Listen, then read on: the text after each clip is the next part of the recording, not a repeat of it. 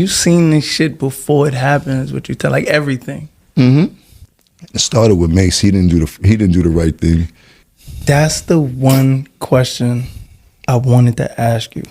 I'm a little bit too young to understand. Like I just was able to be like able to be like a teen. Like I watched Mase shit on Cam and everybody around him.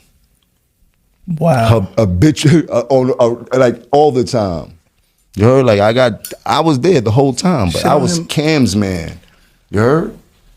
Cam and Mase were so-called best friends, grew up together, and R.I.P. Huddy. Like I was there for everything. That's one thing that people can't never say is that I wasn't there for every single thing.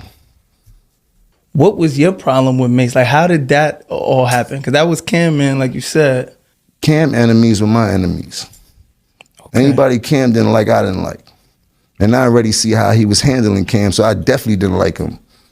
You dig? And then I seen how much love Cam had for him and how Cam was jumping out the window for him, which a friend should and shit like that. Like, being overprotective, making sure nothing happened. Like, he was trying his best to make sure that Mase stayed as safe as possible, but Mase had got that money and lost his motherfucking mind, as he's supposed to, man. He grew up in a kid that doesn't have what most of us had. He was probably more or less fortunate than most of us. Didn't have the sneakers, didn't have all that shit coming up. So him having the first bit of success out of all of us and really getting to a bag, he just went crazy like most people do and shit like that. Shit, I had my times where I went crazy with that bag. It just be too much. Yeah. You dig? But the people I loved, I still love them today. You know what I mean? The people that I considered to be the ones that's gonna help me in this journey, I still love them today, and we still have